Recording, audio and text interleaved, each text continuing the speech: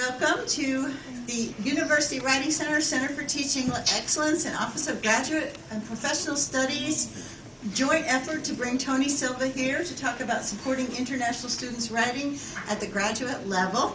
I also want to say a special thanks to the Academic Affairs Climate and Diversity Committee for sponsoring this event.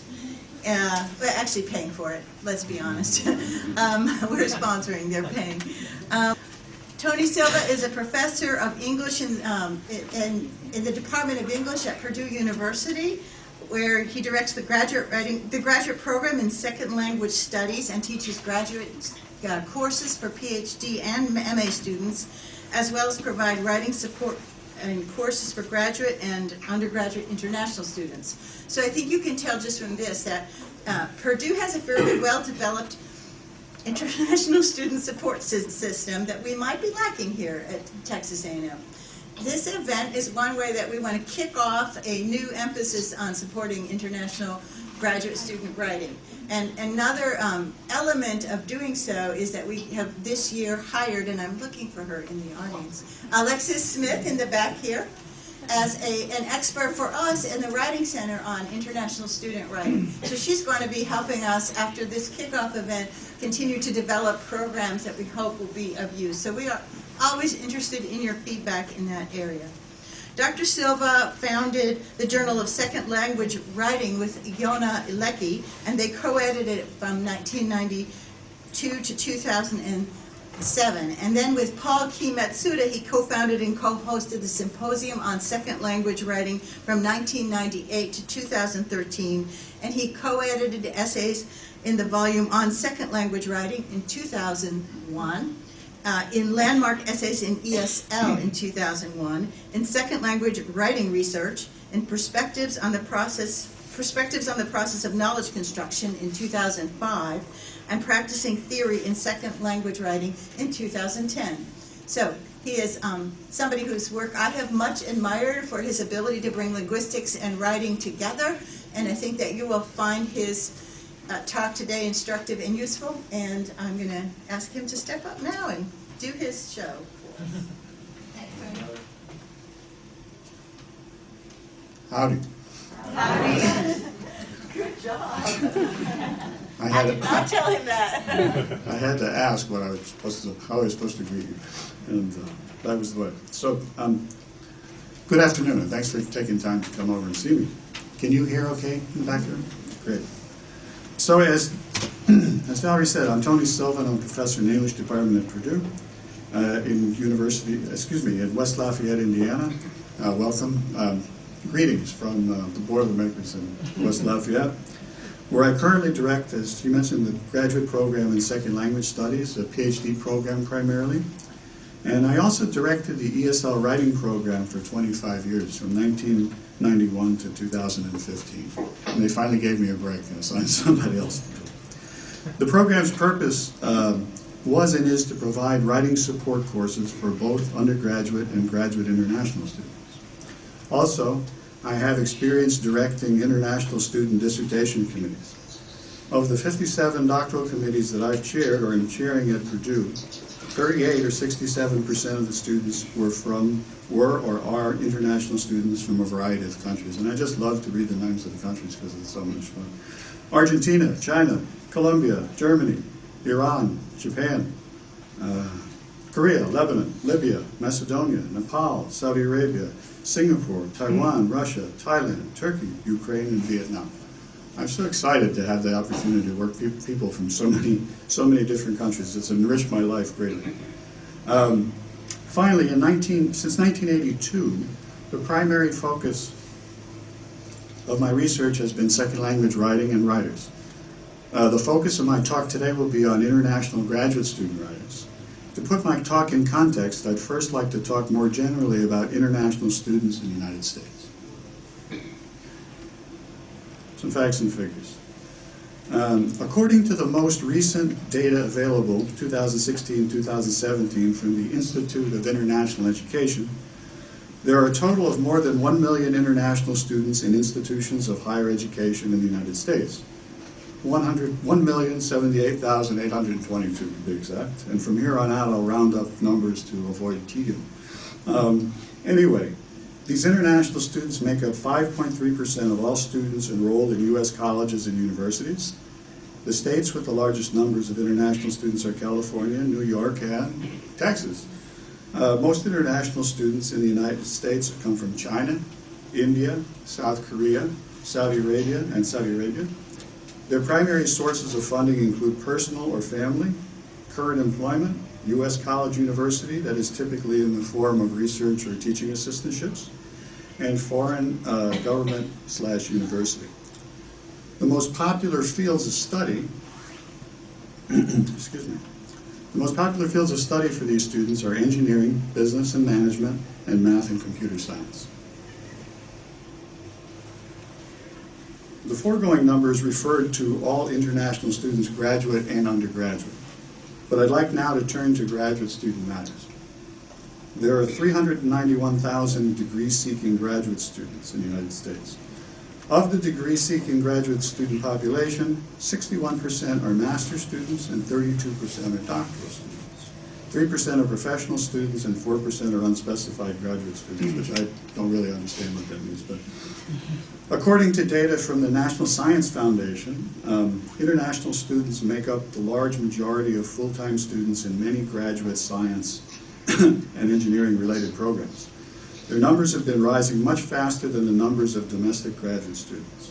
These data suggest that one, at many U.S. universities, many majors and graduate programs could not be maintained without international students, and two, that the increase in both size and number of graduate programs in science and engineering at U.S. universities indicates that domestic student enrollment has not been held down, has not suffered from a lack of available slots at U.S. graduate schools. Excuse me. A couple of illustrations.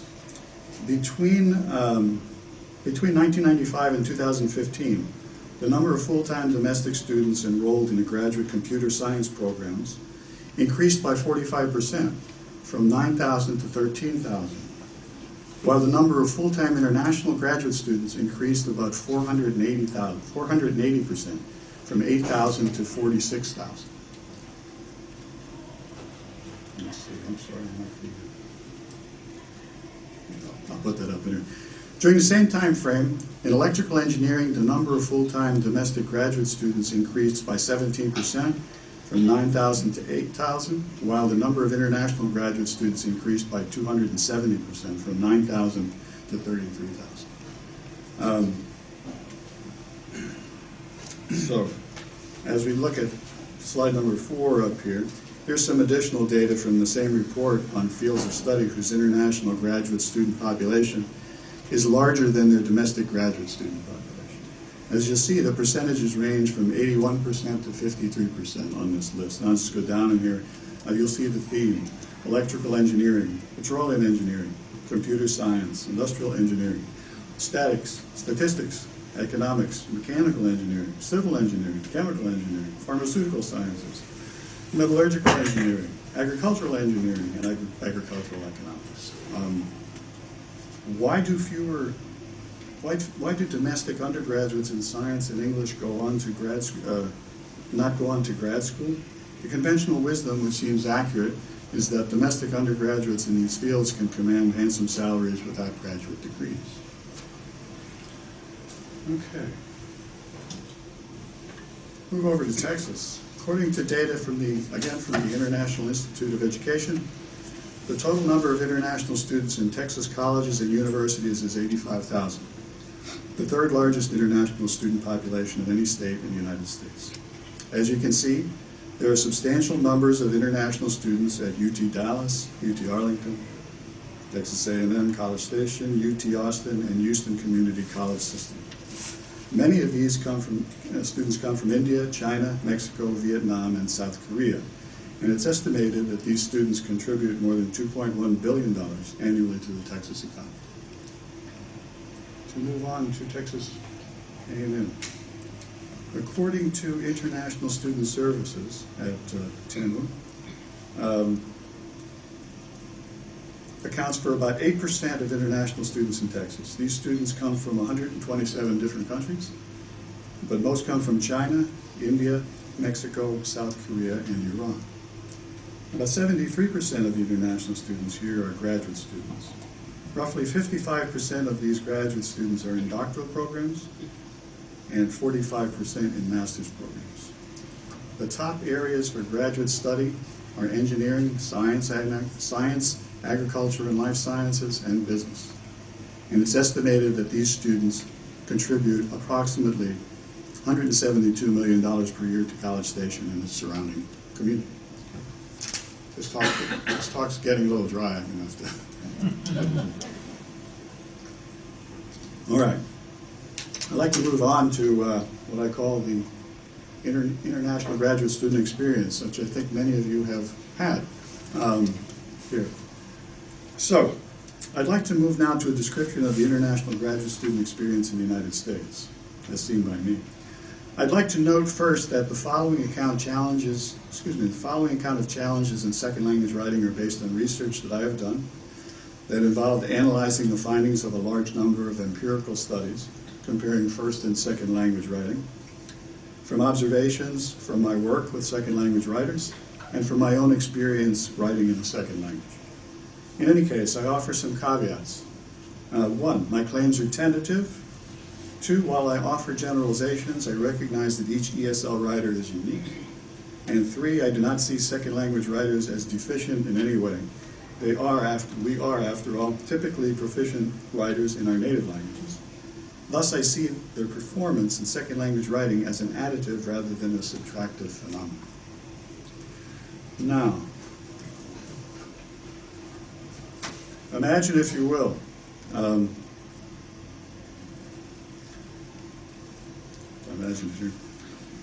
imagine, if you will, a time in the future when to get a state-of-the-art graduate education in, say, electrical and computer engineering, you'll need to study in a far-off country whose language and culture and educational system are very different from those of your own. You've attended excellent schools from K through 12 and have at least one degree from at least one university in your home country. You've been a top-notch student. You've studied the language of this foreign country for 6 years in junior and senior high school, and for a couple more years in college, and have gotten good grades in these language courses. But you haven't had many opportunities to interact with native or highly proficient speakers of the language. You've done a fair amount of reading in the language, but it's been slow going. And your experience in writing in the language has been limited to fairly short papers on general topics. Typically based on model texts written by native speakers of the foreign language. You've applied to and been accepted by a large, well-regarded research university, and off you go, perhaps on your first international trip, leaving your family and friends behind. Your first week is exciting and full of activity. Even everyday things seem interesting and new. But soon after settling in, you realize that you're in a very different and strange place, psychologically and culturally, as well as geographically, and in a very intellectually and emotionally challenging situation.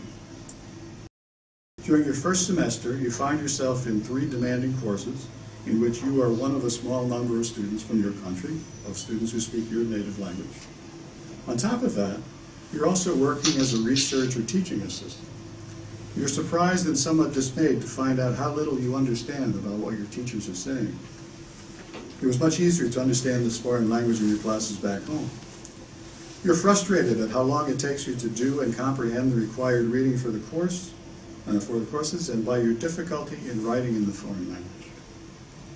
Your ideas are there, but you just can't find the words to express them clearly.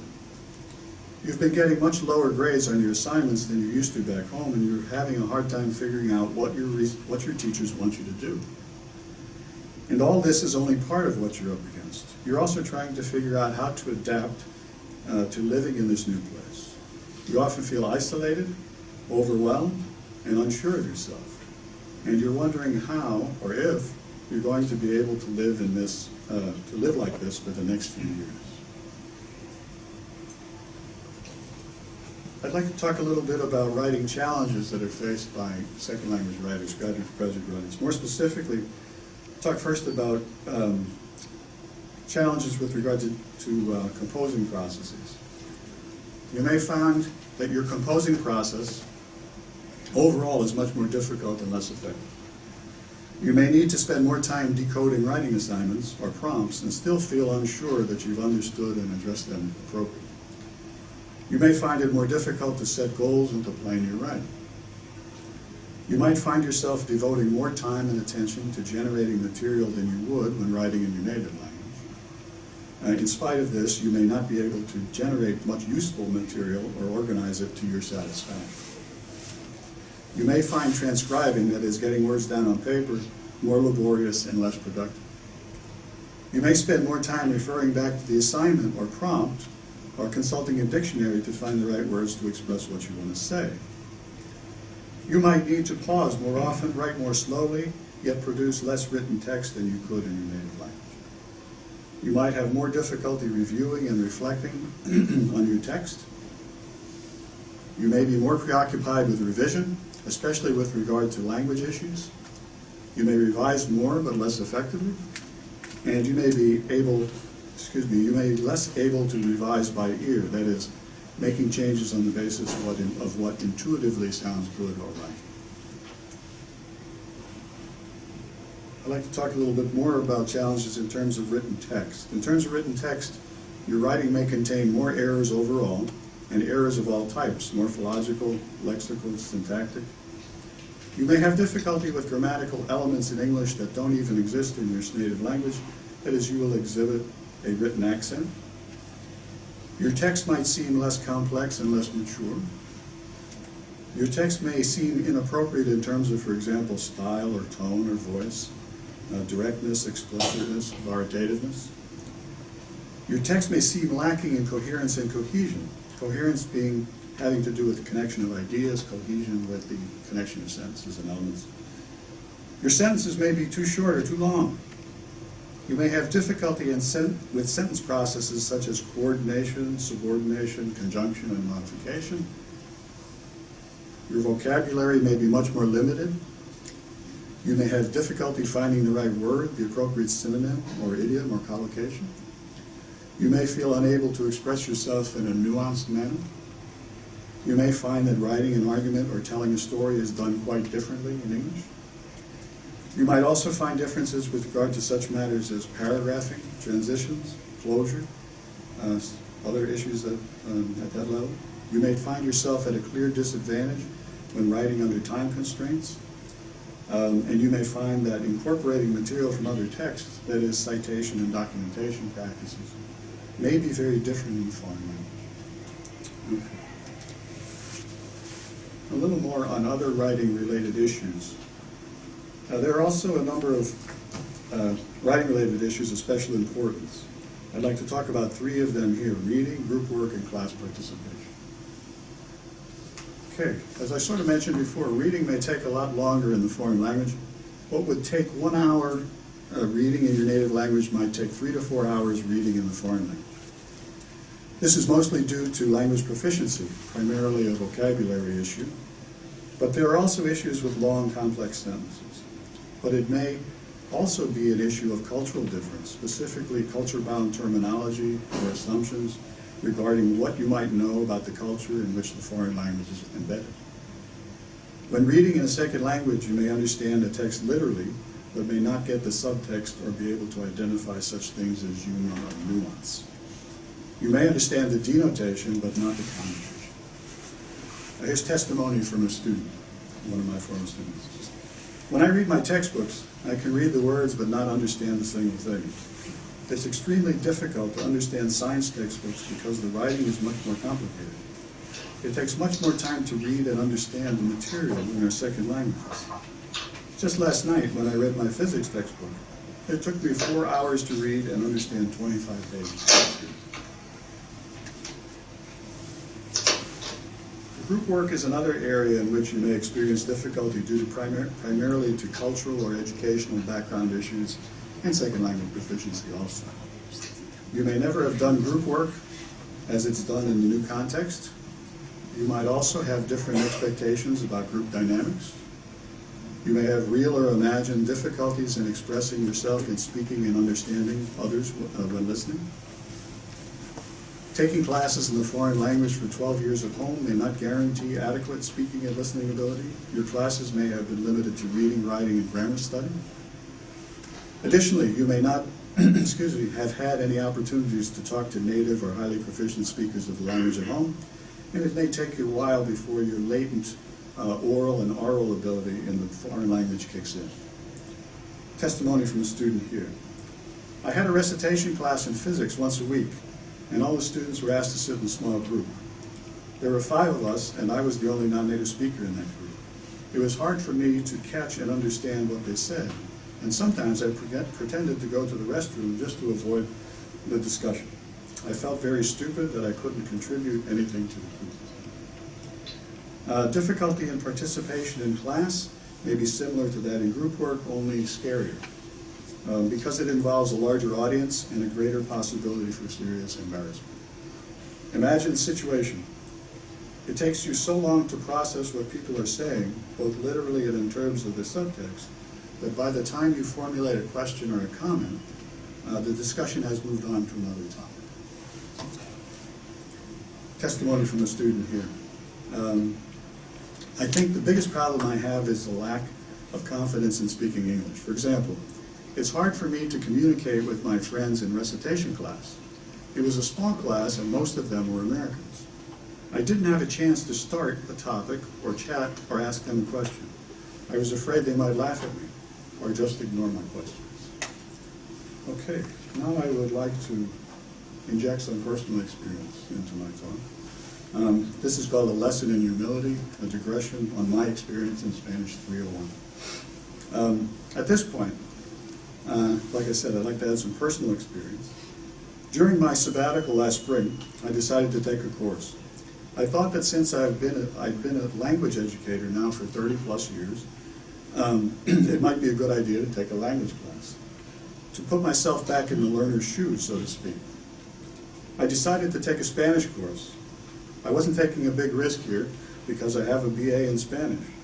However, I've hardly used the language since the late 1970s. Partly, I wanted to see what latent ability I might have in Spanish. But primarily, I wanted to immerse myself in the language learning experience.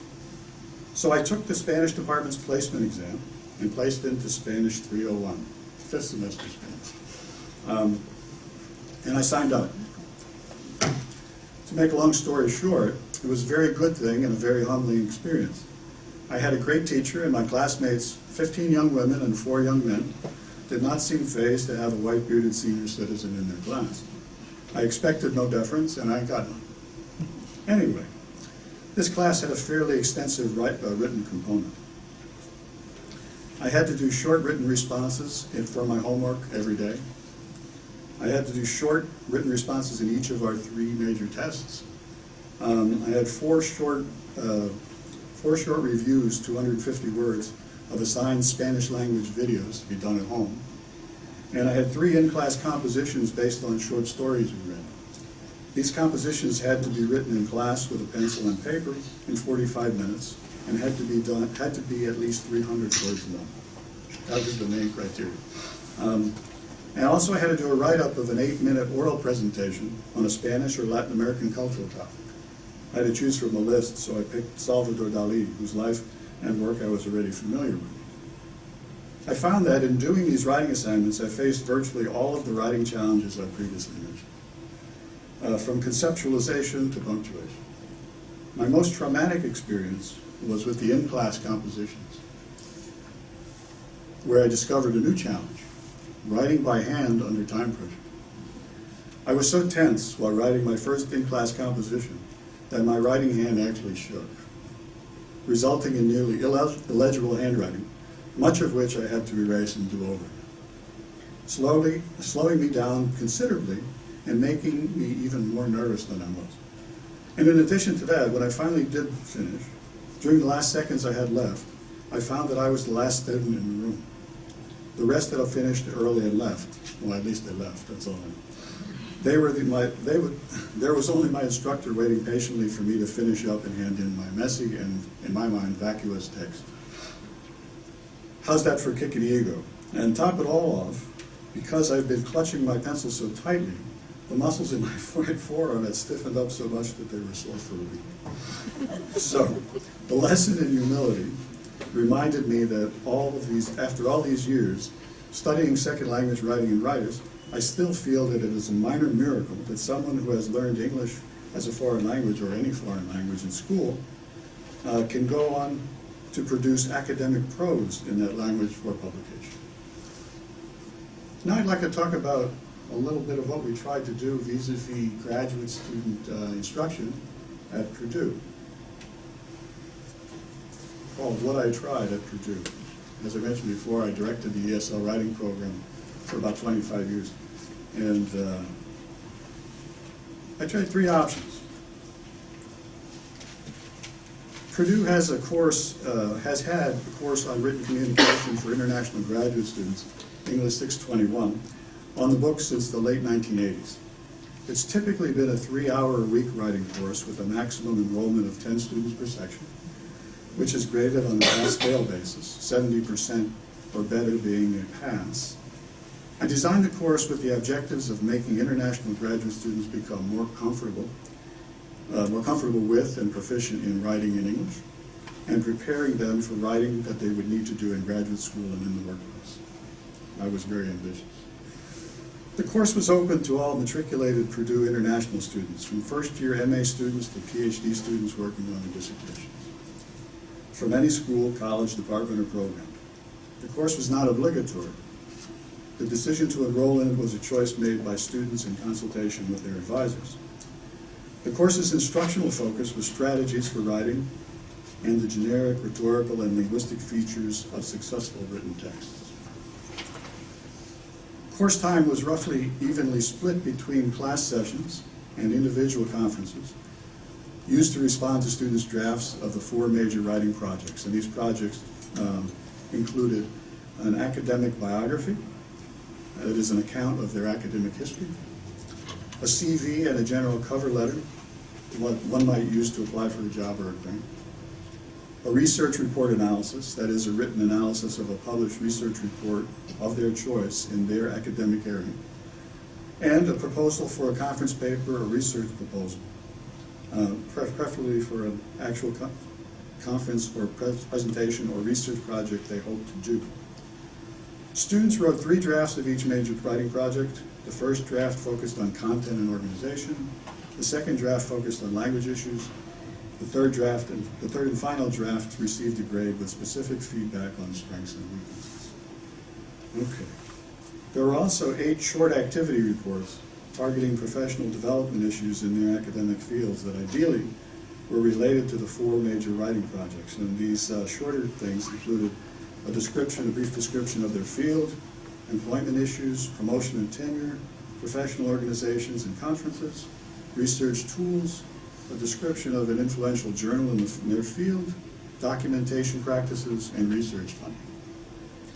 The course was taught by instructors who were typically advanced PhD students in English with experience and expertise in teaching ESL writing.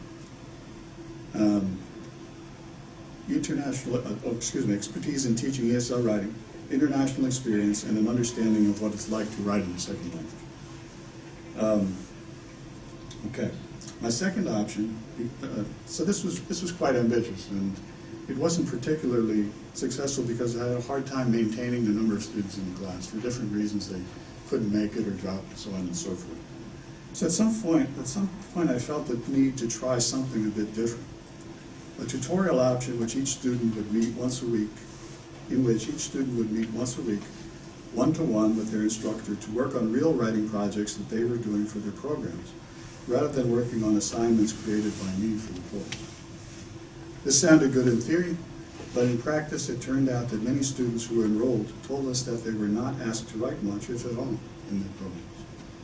Thus, instructors would need to create unauthentic writing assignments, defeating the main purpose of this option. Consequently, we went back to option 1. And another option, option 3. Shortly after the failure of option 2, a department contacted me about providing customized writing support for their increasing population of international graduate students. This sounded very promising, and I and one of my senior graduate students who would teach the course met with the department chair and faculty members from the department to learn more about their students and their writing needs. Based on what we learned, we worked up a syllabus for the course and worked out the logistics with the department's scheduling deputy. 10 students were signed up for the next semester. Everything seemed hunky-dory. However, during the first week of class, 7 of the 10 students dropped the course. I contacted the chair to let her know what had happened, to find out what happened and to ask her to get the students re-enrolled. The chair refused to do so, saying that the decision to stay or go was up to the students. This, of course, put me in hot water with my department head, and the experience pretty much soured my hopes for this particular type of collaboration. So you might ask, what's the problem? As with all courses, English 621 had some problems. They involved time, money, and turf, and probably some other things too. Time. International graduate students with their challenging class, lab, and research or teaching obligations tend to have very tight and somewhat unpredictable schedules. This makes it difficult for those who actually enroll to attend regularly, or impossible for others to enroll at all. Money. A poorly funded unit bankrolling the course, in this case the College of Liberal Arts via the English department, is understandably somewhat reluctant to fund small and often under-enrolled graduate courses for students coming primarily from other well-funded units, and in this case science and engineering. Turf. Academic units at Purdue, as at many research-oriented universities, are very autonomous. This is a built-in obstacle for coordination and cooperation across units. Making cross-unit collaboration work would require a change in the academic culture of graduate programs at the university. Specifically, the graduate programs using English 621 would need to acknowledge their international students' needs with regard to writing in English, build some flexibility into their students' class, teaching, and lab schedules so that students could take full advantage of this writing support, and to communicate to their students the value of enrolling and attending in this course. So, how can these challenges be addressed?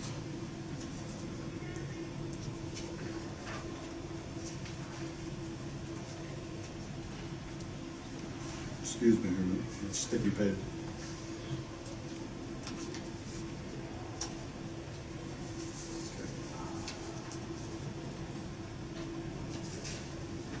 So how can these challenges be addressed?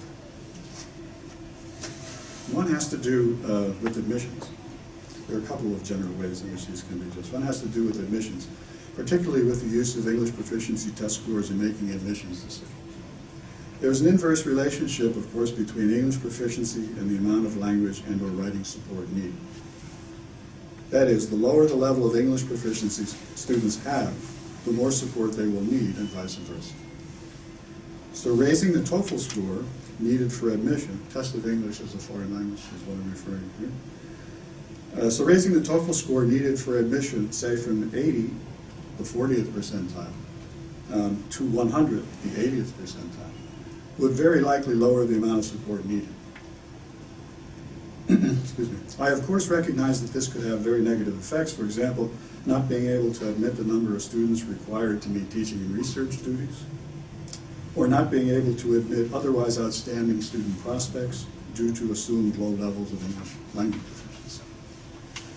Another general way to address this situation is to make use of university-wide language support,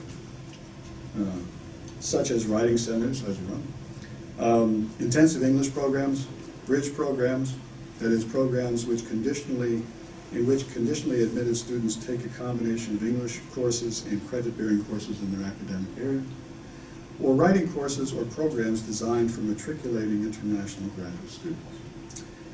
It's my understanding that the only resource available at TAMU is your excellent but overextended writing center. So to make this option work, I think would be necessary. And the English Language Institute that I told you about, oral. Yes, that's right. Yeah, I think it would be necessary to convince the powers that be to invest in additional language support resources, fully realizing how difficult this can be. But even if you had all these resources, which no doubt would be very helpful, it would not be sufficient. The people working in these contexts can certainly address the rhetorical, linguistic, and strategic writing issues in a general sense.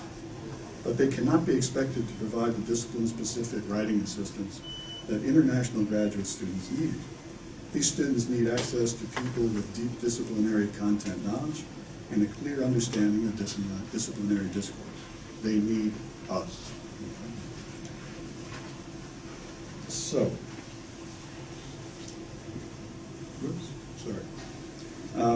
one way academics can help, one way academics units can help is by hiring in-house second language writing specialists to mediate between faculty and international students in order to provide discipline-specific writing assistance in the form of assessment, small group instruction, and one-on-one tutoring.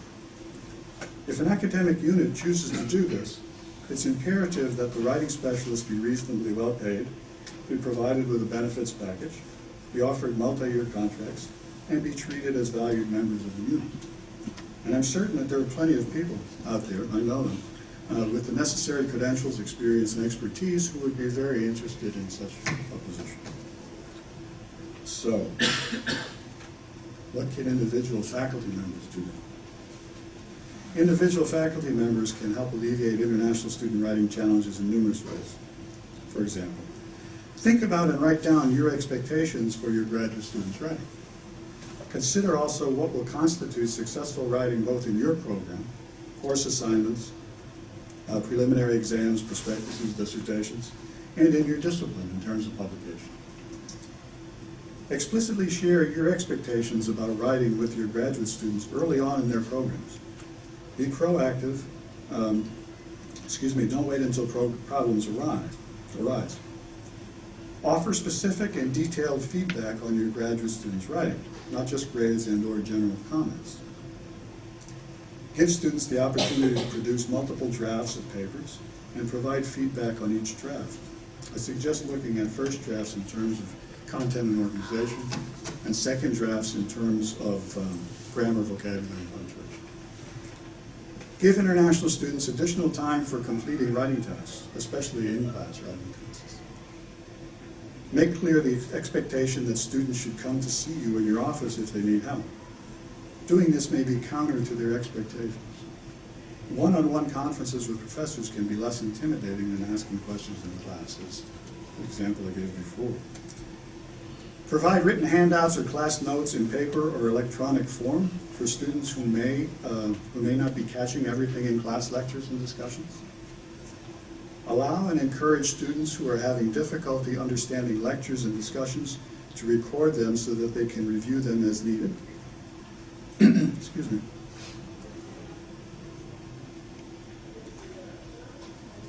I'm not suggesting that they get their record them, okay.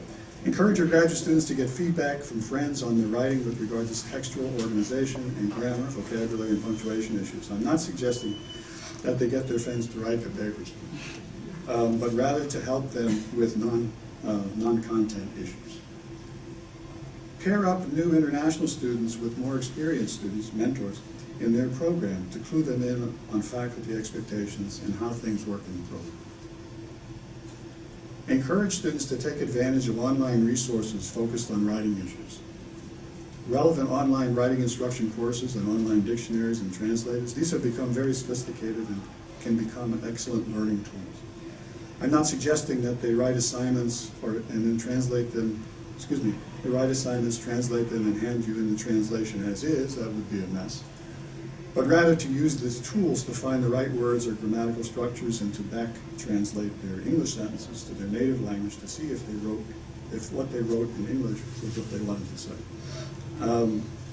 Encourage them to use online sites like Turnitin.com and Authenticate to check their own papers for plagiarism. Develop orientation sessions for international graduate students on expectations for graduate student writing and on writing resources available to them. Okay. That's a lot of stuff. Okay. Now, if I were, challenges for fact. Okay. if I were you, or if I were some of you, I would be thinking, or some of you may be thinking, this is all well and good, but what you're suggesting would require more work. In some cases, much more work. Unrecognized and unrewarded work. I'm already overwhelmed by what I have to do for my day job, doing research, presenting it at conferences, and getting it published, developing and teaching classes, doing departmental and disciplinary service. And it's not like I have a hell of a lot of free time. And besides, this is not what I signed up for. I was hired to do work in engineering or chemistry or management or English or whatever it might be. I did not spend 10 plus years getting degrees in my area to study to become an ESL teacher.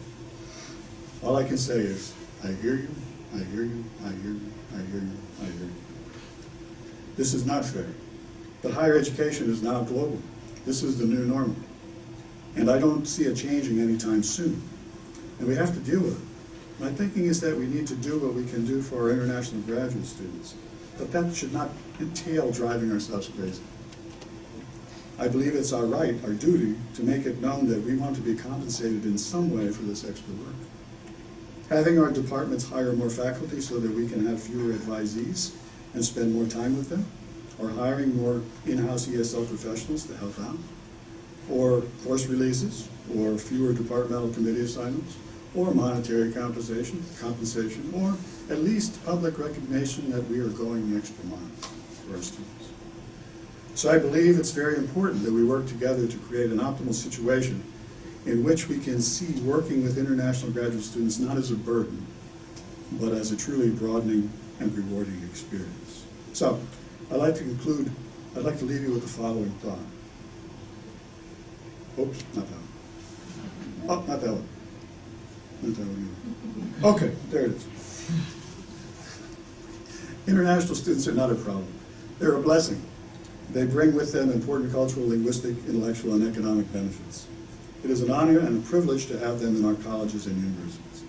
The quality of our institutions of higher learning would be greatly diminished without their presence. Thank you for your time and attention, and I also thank my students Annie Zhang, Gadiger Wash, and Kara Park for the translations. I can't write in Chinese, Korean, or Arabic. I'm not trying to fool you on that. I would be more than glad to entertain your comments and questions. Thank you very much.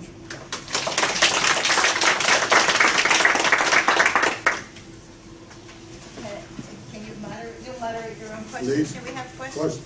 course. So we had Beth Thibault used to teach a course called Writing for Publication, which I think addressed one of your issues where the student had to have a paper when they came to the course. So it wasn't an issue. They couldn't just show up without having something they had to write with. And I get the feedback our students taking that course was very positive. But the total volume of, percentage of the students that went through there was relatively low. Just the editing, writing is expensive. So. Could I ask you which department you're from? Computer science and Computer engineering. science and engineering. So yes, I understand it. That is a basic issue. What has happened, of course, is that American colleges and universities have taken on very large numbers of international students, and in many cases people have tried, but in other cases there has not been the equivalent amount of support provided. So that leaves it up to advisors to work with their students, but. I don't, how can I say it? I don't think that's necessarily something that one person needs to do. In other words, sometimes a department will specify a person who's going to handle stuff like that, who's going to do the writing workshops and things like that. I mean, I think that's good, and I think that's a good thing to do. But as you said, I think it wouldn't be feasible with the larger number of students that we're talking about. So I would just sort of go back to what I was saying about all those possible resources that the departments could provide. I mean, I realize that's sometimes like pulling teeth, but that's the best way I can see at this point to address that issue. Does that get at your concern? Well, in our case, it was partly there was just the available capacity, but they're taking it as a class, so it's an extra class, but Okay. also the students from India don't need that, I would Right. say. And Yeah, exactly. so there's a spectrum of who's at the bottom end, and they're the ones that need it the most. Right. But also the issue of some faculty are more willing or better at being an editor than others. Or sometimes it's the case where the low person on the totem pole becomes the editor for those things. I don't know about your situation, but that's what I've seen in other places. In other words, by default, the person with the least rank or least experience winds up being the editor-in-chief for the department. But like I said, I don't know if that's the situation for you guys, but that's sometimes the situation. Thank you for your question. Yes? I have a couple of comments and questions to make. While concluding, you just put it, I don't know which language was this. That was a Spanish, no, that was a Chinese or something. This conclusion, it was in some other language. But No, this conclusion, actually, a slide came there which was in a different language. So my question is, how far this online translation facilities can help in writing? I'm sorry, I missed some of what you had to say. I'm just How going back. far the online translation facilities, online translation Yes, facilities can help them in writing? yes. I'm going to go back to the mic.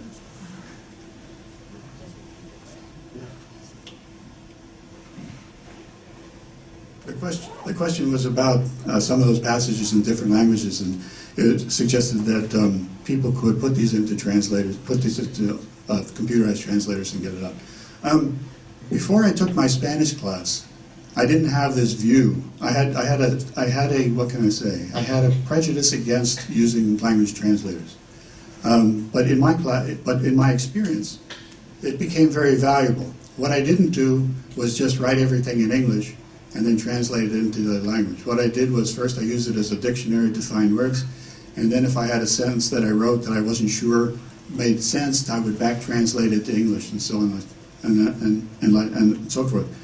I found that these translators / dictionaries / grammars can be very useful. Can be a very useful pedagogical tool.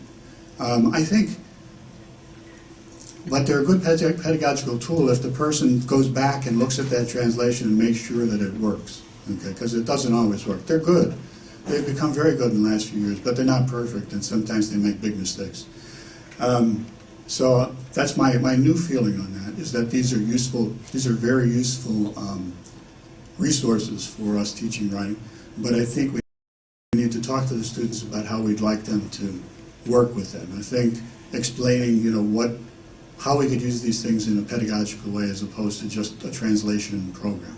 Thanks. Yes? I have a question. Do you have any recommendations for a different way to provide feedback on international student writing? Right, so when I'm editing my students' papers, have you found that approaching it from a different perspective or rephrasing your comments in a different way help more for international students? The question is how to go about responding to students, how to respond to students' difficulties in their papers. And you said something about a perspective. But if you've had experience that if you're editing papers from international students in English, Okay. Do you find yourself giving feedback in a different way? Because it's for international students, because you find that it's more helpful to phrase it in a certain way? Not especially. The grad students I work with, I'm in the English department, and a lot of them are English majors from their own countries, and their English is quite good. So I don't particularly respond any different way to them than I do to native speakers of English. But that would be a different situation, perhaps in other departments. But I have no specific. I don't make much distinction. Basically what I do is I read people's work on PDFs and use that markup system and send it back. So there's very little difference for me. I do look at multiple drafts of their work, but I would also look at multiple drafts of my native English-speaking students if they asked for that. Yes, ma'am. I wonder if you have sort of a hierarchy of what's helpful for students. So if I read a paper Yes. that has sentence structure problems as well as grammar problems as well as wording, or Yeah. we use APA style in my Yeah. department, that sort of thing. I could spend a very long time giving feedback for every single mistake. Exactly. And sometimes I give responses on the global discussion of the topic to be sure that that's Yeah. it. And sometimes I will say, for the first 2 pages, I'm going to give you edits for every single thing after that note. And then apply it to the bottom, because otherwise I'm spending hours. Is that appropriate? Are there certain ways to think about, or I have a graduate student, and I've had graduate students whose English is second language. I worry about feelings Yes. and the trauma of getting so much feedback. So do I start with a little and then slowly increase it? What's your experience with that? Okay. So the question is about how to give feedback. I think I have a fairly basic opinion on that. I think that, let's see, I would also do maybe at the end the general global content about global comment about what's going on in the paper. What I do is I don't, what can I say? I don't make corrections as I go along. What I do is work through the paper and see if I can find some patterns of things that are going wrong. Because I think, as you said, trying to mark every problem or fix every problem takes you just too much time. So I think what I do, and what most people in the trade do, is to read through their papers and maybe underline some stuff and then go back and work on things, especially indicating things that cause incomprehensibility. Okay, and I think if it's writing, what can I say? If it's people doing regular writing assignments, you can look at the trends and then focus maybe on 1 or 2 of those things. For example, and then there are some things that I think are probably not useful in terms of the time. For example, things like prepositions and stuff like that, which is part of what I call a written accent. And that's not going to be a big deal. But basically, I would look for patterns of problems and address what I thought were the most important ones in terms of how comprehensible the paper was. Thank you. Yes. I want to pick up on that question of comprehensibility. Yes. Are there some specific features that come to your mind that seem to always cause a comprehensibility issue when you encounter them? Those are the ones we should be looking for? I think the one that I see, what factors, the question is, what factors affect comprehensibility?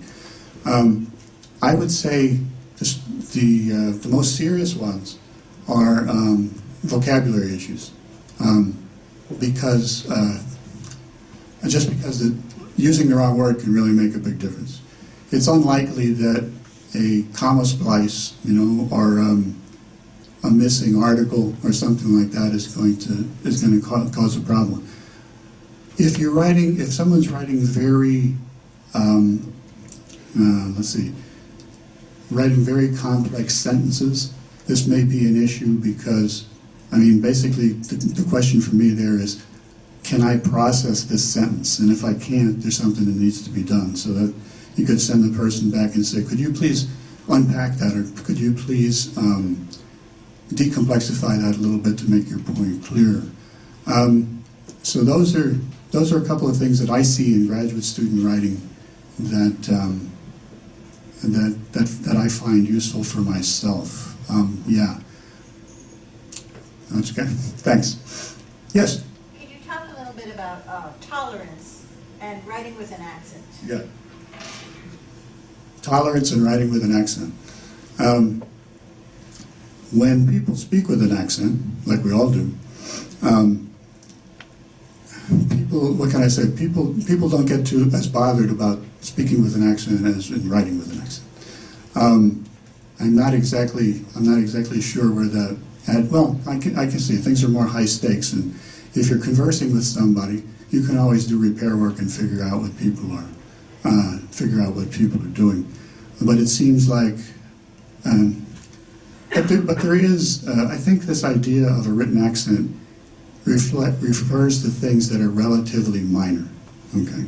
Patterns of expression that are not necessarily wrong or confusing, but just something that doesn't look kosher, something that seems sort of strange.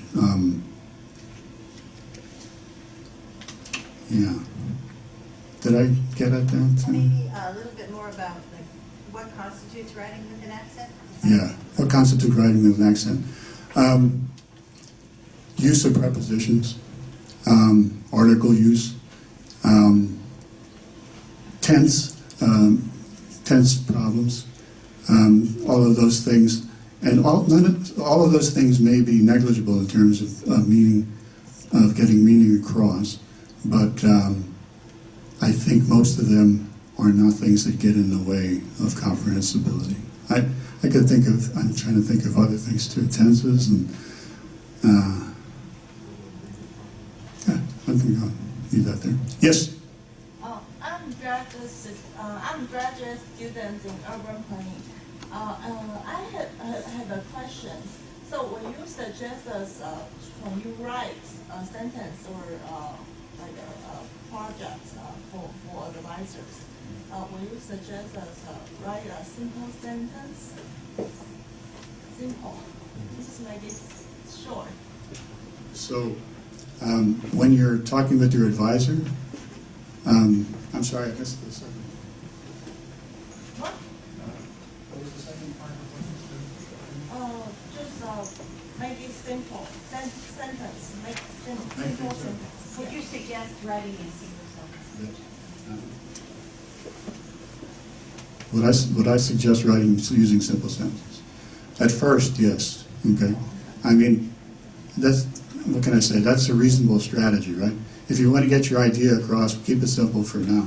You can always, you can get some help, or you can always look at them later and see if you can some way combine them usefully or make it a little more complex. But for me, as a graduate advisor, I would certainly like to see, what can I say? I would prefer simple sentences that I could understand to longer sentences that I could have difficulty understanding. I might go ahead and help that student to complexify their syntax as we went on, but yeah, I don't see it as a big problem. In fact, I often just tell people that. I would say, just break this sentence up into 3 parts so I can understand what you're talking about, and then we can figure out how to put it back together again.